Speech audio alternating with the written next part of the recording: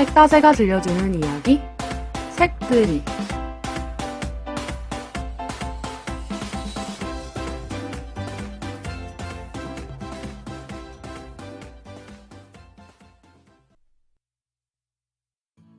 안녕하세요, 청취자 여러분. 책따세 운영진 류한경입니다.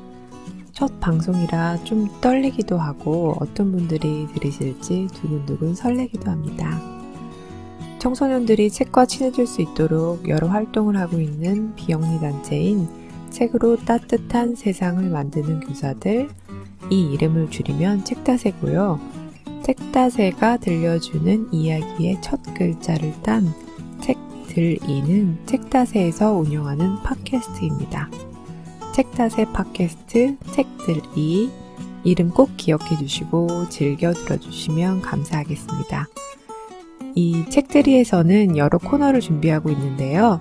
저는 매 회마다 재미있는 주제나 소재를 정해 거기에 맞는 책을 골라 소개하는 책모아 큐레이션 코너를 진행합니다.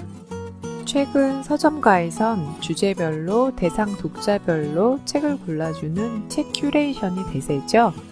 바쁘게들 사느라 시간은 없고 워낙 많은 책이 쏟아져 나오니 어떤 책을 읽어야 할지 고민하는 독자들에게 박물관이나 미술관의 큐레이터처럼 책도 맞춤형으로 골라주는 필요성도 점점 더 커지는 것 같습니다. 집에서도 가족들이 큐레이터가 되어서 책장에 중구난방으로 꽂혀있는 책들을 정리해 큐레이션 해보면 어떨까요?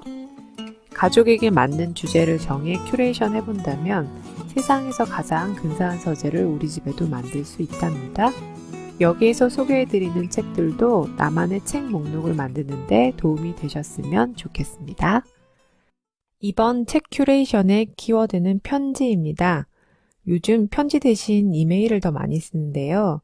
편지는 손으로 쓰는 아날로그적 감성이 느껴지는데 이메일은 컴퓨터나 스마트폰으로 보내게 되니 뭔가 좀 더 사무적인 느낌이 들어요. 요즘은 보통 이메일로 주고받다 보니까 손으로 쓴 편지를 받으면 참 반갑고 또 귀하게 느껴지죠. 편지하면 떠오르는 책 어떤 게 있으세요? 저는 어릴 때 재밌어서 몇 번 읽었던 키다리 아저씨가 생각나는데요. 근데 키다리 아저씨에서는 답장이 없고 주인공 혼자서만 쓰잖아요. 그 답장을 써달라고 해도 안 오니까 읽는 저도 참 서운하고 속상하더라고요. 이번에 소개해드릴 두 권의 책은 이렇게 혼자만 쓰는 게 아니라 서로 주고받는 편지를 담은 책입니다. 한 권은 서로 다른 시대를 사는 같은 이름을 가진 소녀들이 주고받는 편지로 이야기가 전개되는 청소년 소설 세계를 건너 너에게 갈게 이고요. 또 한 권은 타이완의 작가인 엄마와 18살의 아들이 주고받는 편지를 담은 사랑하는 안드레아입니다. 한 권은 소설, 한 권은 에세이인데 편지라는 형식은 같지만 각각 느낌이 다른, 또 다른 재미와 감동이 있는 책입니다. 먼저 세계를 건너 너에게 갈게를 펼쳐볼까요? 이 책에는 은유라는 이름의 두 소녀가 편지를 주고받게 되는데 2016년을 살아가는 은유, 또 다른 은유는 1982년을 살고 있어요. 그런데 2016년의 은유가 1년을 살아가는 동안 1982년의 은유의 세계는 더 빨리 흘러서 20년의 세월을 살아가게 됩니다. 2016년의 은유는 엄마가 일찍 세상을 떠나고 아빠랑 둘이서 살고 있어요. 아빠는 엄마에게 대해선 아무 이야기도 하지 않고 딸과도 서먹서먹하게 지내고 있는데 은유는 자기한테 따뜻한 관심을 보여주지 않는 아빠에게 서운하고 또 엄마에 대해서도 늘 궁금해하고 있죠. 자, 처음 편지는 이렇게 시작해요. 아빠가 쓰라고 해서 쓰는 거야. 느리게 가는 우체통이 어쩌고 저쩌고 하면서 며칠 전부터 난리를 치더니 결국 오늘 출발을 하자고 하더라고. 토요일을 아빠랑 보내야 한다는 것만으로도 충분히 기분 나쁜데 꼭두 새벽에 그것도 버스를 타고 여기까지 오다니 내가 짜증이 안 나게 생겼냐고. 운전도 못하면서 이 먼 곳까지 왜 오자고 하는 건지 이해가 안 돼.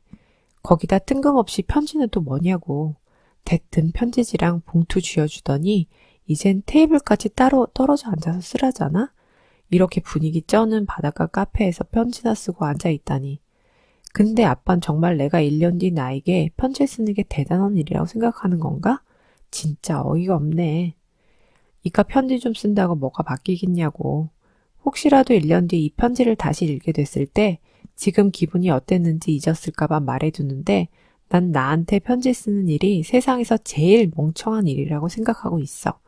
2016년 1월 2일, 1년 뒤 나에게, 1년 전 내가. 그리고 이렇게 나에게 쓴 편지는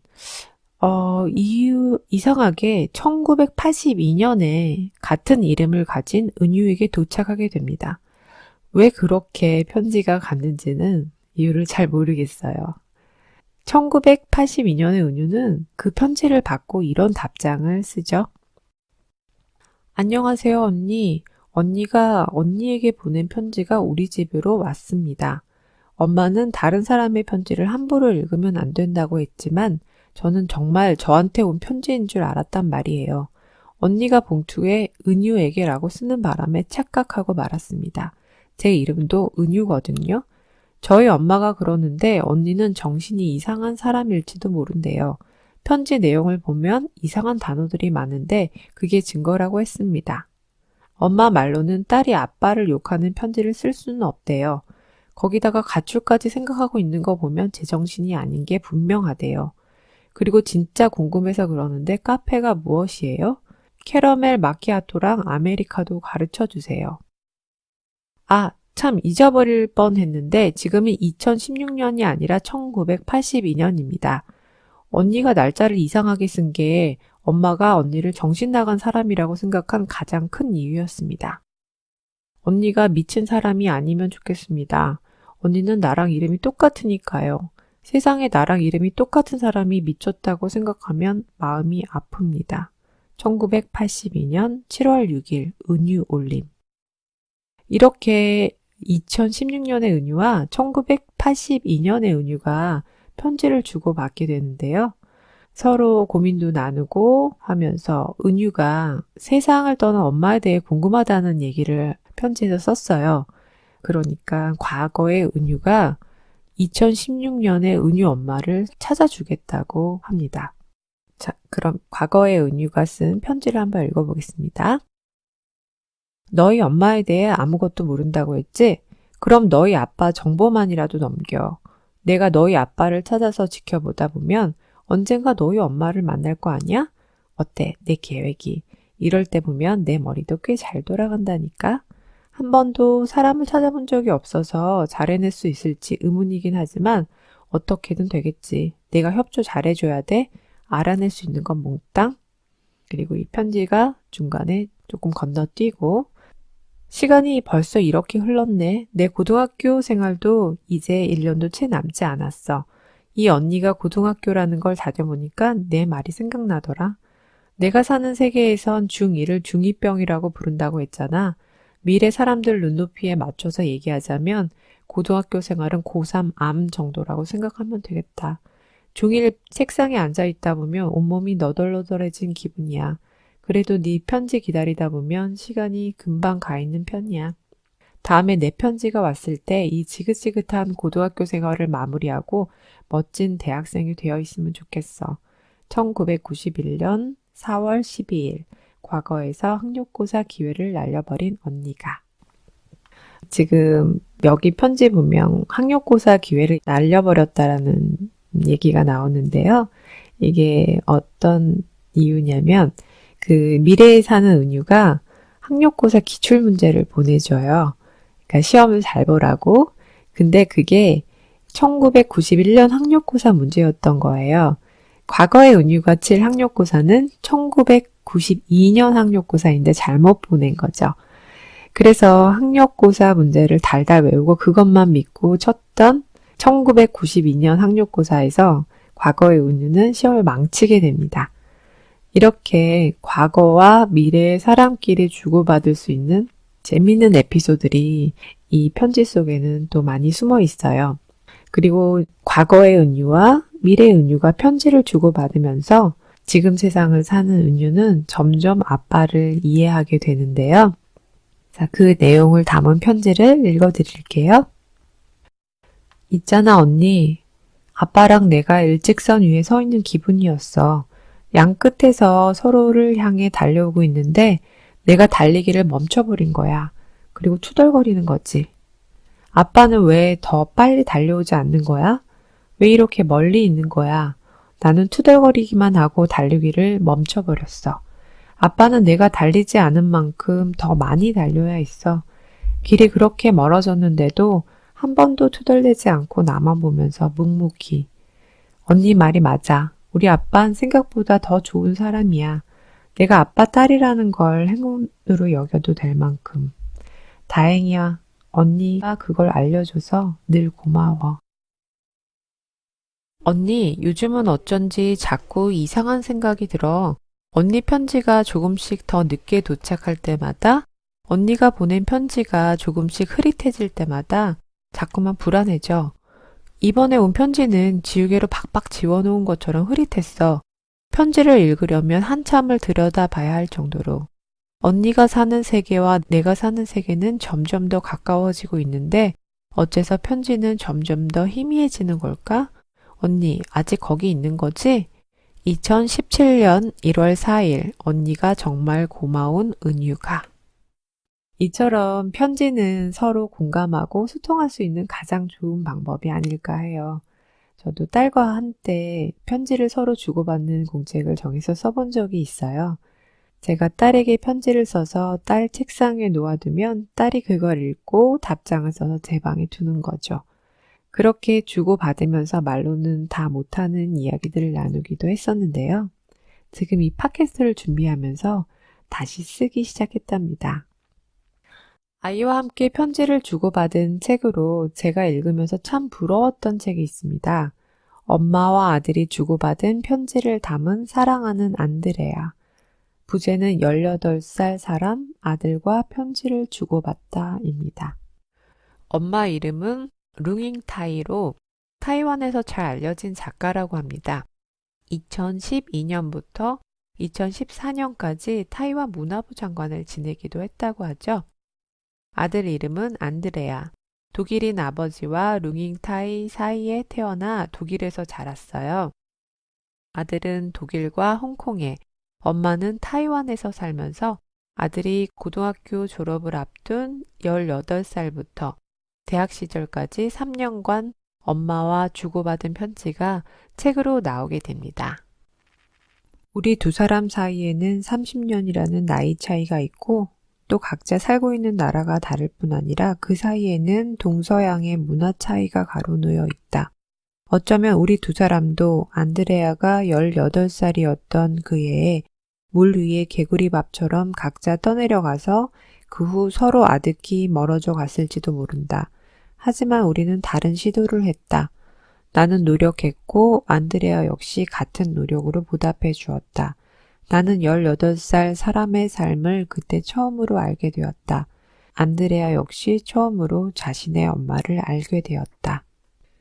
이렇게 편지를 통해 서로 간의 거리를 좁혀가고 또 서로에 대해 잘 알아갔습니다. 그럼 엄마와 아들이 주고받은 편지들을 한번 읽어볼까요? 처음 편지는 아들이 엄마에게 보낸 25번째 편지인데요.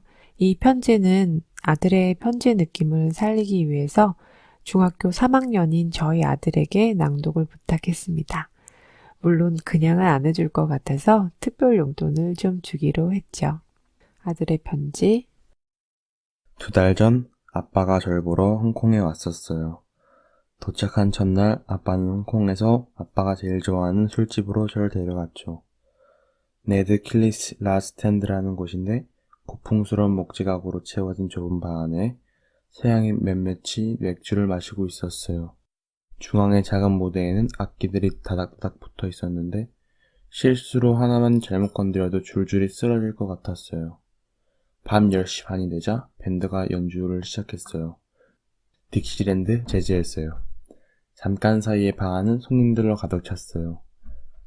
그곳이 당신의 옛 시절을 떠올리게 한다면 아빠는 점점 분위기에 취해갔죠. 이튿날에는 제가 아빠를 저의 술집으로 데려갔어요. 제가 선택한 곳은 그 이름도 유명한 드래곤 아이예요. 전날 갔던 곳과는 정반대인 곳이라 할 수 있죠. 오래된 목재가구 따위는 찾아볼 수 없을 뿐더러 시커먼 테이블에 의자에는 새빨간 쿠션이 놓여 있었어요. 천장에는 용이 그려진 등롱들이 매달려 있고요. 밴드가 재주를 연주하는 대신 DJ가 주로 힙합과 R&B 음악을 틀어줘요. 전날 저녁에는 맥주를 마셨지만 그날은 마티니와 진을 마셨어요. 그것을 찾는 사람들은 모두 젊은 친구들이었고 아빠는 확실히 좀 불편해했어요. 다 보이더라고요.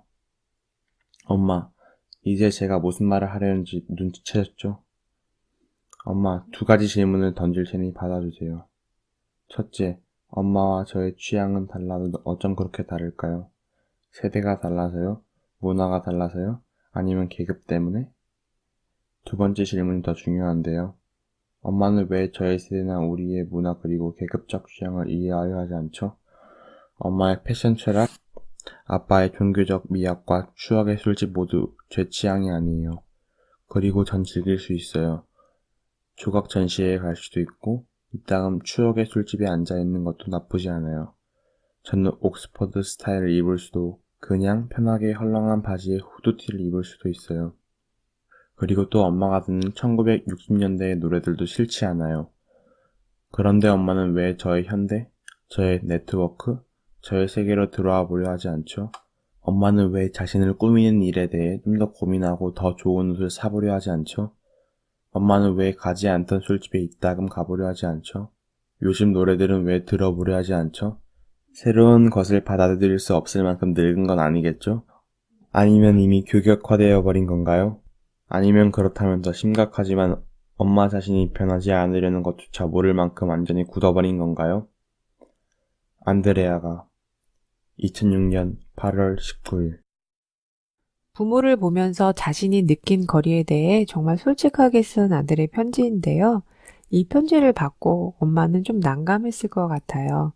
어떤 답장을 썼을지 엄마가 쓴 답장을 읽어보겠습니다. 그래, 안드레아, 너와 엄마 사이에는 분명 거리가 있어. 세대 차이일 수도 있고 문화와 계급이 달라서일 수도 있겠지.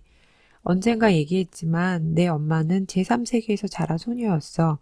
엄마가 태어난 1952년 타이완의 평균 국민소득은 $200도 채 되지 않았지. 다들 못 살았지만 중국을 떠나 유랑하던 난민 가정 출신의 소녀는 더 찢어지게 가난했어. 1970년대가 되어서야 엄마 집에는 냉장고와 텔레비전이 생겼어. 당연히 1969년에 아폴로가 달에 착륙했다는 소식도 17살 소녀는 접하지 못했단다. 타이완은 1965년까지도 미국의 원조를 받았던 구제 대상 국가였어. 미국의 원조가 타이완 소녀에게 남긴 기억은 3가지야. 첫 번째는 금가루가 뿌려진 성탄 카드야. 시골 성당에 미국인 신부가 준 그 카드에는 마곡간과 아기, 긴 날개를 가진 통통한 천사가 그려져 있었어. 2번째는 깡통에 든 탈지 분유. 3번째는 밀가루 포대였지. 기질을 발휘한 엄마들은 포대를 재단해서 아이들의 우독과 반바지를 만들어 입혔어. 크건 작건 아이들은 모두 밀가루 포대 옷을 걸치고들 있었지. 가슴 앞에는 마주 잡은 손 위로 중미 합작 20kg이라고 쓰여 있었어. 안드레아, 내 엄마는 감자 포대가 아니라 밀가루 포대 세대였어. 18살이 될 때까지 밀가루 포대 옷 말고는 교복만 입었어. 영국의 학교들처럼 신분과 지위를 드러내는 넥타이에 구두까지 맞춰 신는 그런 교복이 아니란다. 우리는 흰 셔츠에 검은 치마를 입었어. 엄마의 미니멀리즘이 어디서 나온 것인지 알겠지? 치마 길이가 무릎 위로 올라가도 머리카락이 귓볼을 덮어도 벌을 받아야 했어. 남동생들은 카키색 바지에 흰 윗도리를 입고 머리에는 커다란 군경모를 썼지. 모자를 벗으면 빡빡 깎아 푸르스름한 머리통이 드러났어. 타이완에 온 외국인들은 깜짝들 놀랐지. 거리마다 사병과 경찰이 넘쳐났으니까. 타이완을 경찰 국가로 생각했을 거야. 그런 차림의 사람들이 죄다 학생이라고는 생각도 못했겠지. 너는 이런 것들이 가난과는 무관하다 하겠지. 맞아. 이런 단순함의 미학과 통일된 취향은 가난보다는 권위주의 정치와 밀접한 관계가 있어. 하지만 엄마가 말해주고 싶은 건 권위주의적인 정치와 가난이 한데 뒤얽혀 숨통을 조이면 취향이 살아남을 틈은 없어진다는 거야. 취향이란 건 바로 미세한 차이, 톡톡 튀는 개성, 독립된 개체의 표현이 아니니? 그런데 이 세 가지가 모두 가난 때문에 째째해지고 권위주의 정치에 의해 박탈당한 거지. 안드레야, 이렇게 자란 엄마가 불쌍하게 생각되니? 그렇다면 내가 틀렸어. 언젠가 편지에도 썼는데 가난 때문에 엄마는 물질적인 것들에 무딘 편이고 그것들을 제대로 누리지도 못하지만 가난 때문에 오히려 약자를 더 잘 이해할 수 있게 됐어. 권위주의 통치 때문에 내 개성을 제대로 발휘하지 못했지만 권력의 본질에 대해 더 잘 인식하게 되었고 그만큼 자유에 대한 신념도 더 굳건하게 지켜올 수 있었지. 그래서 엄마가 더 용감해질 수 있었는지 몰라. 자유를 읽는다는 게 무슨 의미인지 누구보다도 잘 알기 때문에. 엄마는 한마디로 견뎌야 했어. 혹시 견뎌야만 했던 너의 과거가 있니? 그게 뭐지? 네가 성장한 나라는 1인당 평균 소득이 3579달러나 되고 너를 길러낸 사회는 민주적이고 개방적인 데다가 다양한 문화가 섞여 있는 곳이지. 네 부모는 둘 다 박사학위가 있고 너는 15살도 되기 전에 이미 지구의 반을 거쳐온 국제인에 속해 그야말로 너무나 좋은 환경에서 응석바지로 길러진 현답한 왕자라 할 수 있지. 그런 내게 너만의 취향을 기르는 건 식은 죽 먹기가 아니었을까? 그렇다면 엄마는 궁금하구나. 이처럼 지나치게 좋은 환경 덕택에 네가 뛰어난 미적 감각과 취향을 갖게 됐다면 그 반대로 그것이 너에게 앗아간 것은 뭘까? 너희 세대는 어떤 의미에서 또 다른 가난한 사람은 아니니? 엄마가. 이처럼 엄마가 살아온 이야기를 듣다 보면 엄마에 대해서도 더 잘 이해를 하게 되었을 거예요. 자, 다음은 28번째 편지. 하마의 이를 닦아주다라는 부제가 달린 편지로 아들과 어느 날 밤 대화를 나누었던 이야기를 담은 편지입니다. 아들은 엄마랑 이야기를 하면서 담배에 불을 붙여 피웠어요. 이때 엄마는 갈등을 하죠. 담배를 피우는 아들에게 잔소리를 하고 싶은 마음을 꾹 참고 이렇게 생각합니다. 안드레 엄마, 제발 기억해. 내 앞에 앉아있는 아이는 이미 성인이라고. 이 세상의 모든 다른 성인을 대하듯 저 아이를 대해야 해. 네 친구나 낯선 사람이 물고 있는 담배를 빼앗진 않잖아? 그러니 안드레아의 담배도 빼앗아서는 안 돼. 안드레아는 벌써 오래전부터 너의 아이가 아니야. 한 사람의 개인이자 타인이라고. 자, 이렇게 그 아이를 타인으로 존중해 주려는 노력이 참 와닿았습니다. 참 쉽지 않은 일인데요. 그리고 이렇게 대화를 나누면서 아들이 엄마에게 자신은 너무나 평범하다고 고백하면서 그 엄마 아빠가 이룬 것만큼 자기는 못할 거라고 말하면서 엄마한테 실망하셨죠? 라고 말을 합니다. 이런 아들에게 엄마는 어떤 말을 해주었을까요? 엄마는 이런 편지를 씁니다. 엄마에게 가장 중요한 건 안드레야. 내가 성공하고 못하고가 아니라 내가 행복한가 어떤가 하는 거야. 지금과 같은 생활 구조에서 그래도 너를 즐겁게 할 수 있는 건 어떤 일들일까? 먼저 네가 의미를 부여할 수 있어야 하고 다음으로 네 시간을 확보할 수 있어야 해.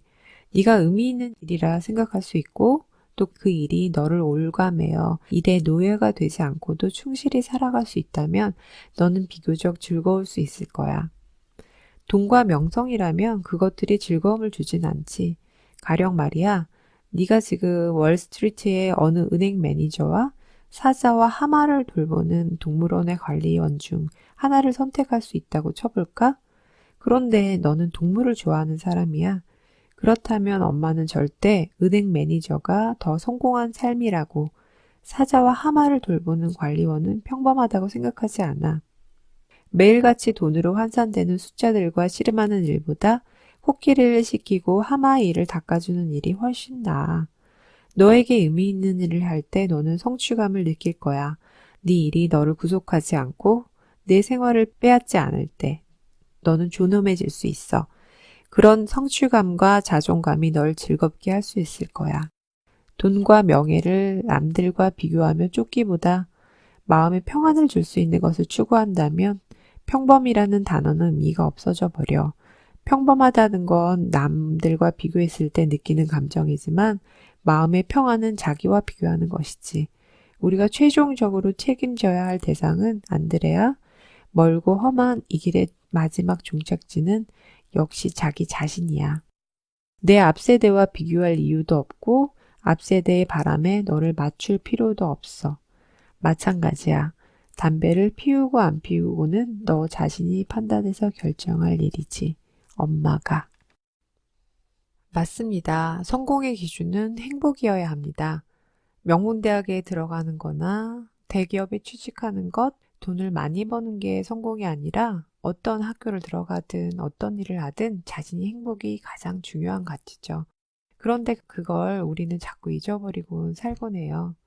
엄마와 아들이 주고받은 편지 사랑하는 안드레아를 읽으면서 우리가 살아가면서 중요한 게 무엇인지 또 부모와 자식은 어떤 관계를 맺어가야 하는지 다시 한번 생각해 보게 되었습니다. 이렇게 주고받은 편지로 이루어진 두 권의 책을 소개해 드렸어요. 세계를 건너서 너에게 갈게는 초등학교 고학년부터 중학생들 정도까지 잘 읽을 수 있는 책이고요. 물론 어른이 읽어도 재미있습니다. 또 사랑하는 안드레아는 부모와 고등학생, 대학생까지 같이 읽을 수 있는 책입니다. 편지는 서로가 하고 싶은 말을 가장 깊고 진하게 나눌 수 있는 방법인 것 같아요. 혹시 여러분들도 평소에 마음에만 두고 하지 못했던 말을 건네고 싶은 사람이 있으신지요? 오늘 그 사람에게 손편지 한 장 시간 내서 써보시는 건 어떨까요? 편지를 담은 책과 함께한 책들이 팟캐스트 첫 번째 시간을 이렇게 마치겠습니다. 다음 시간도 기대해 주세요.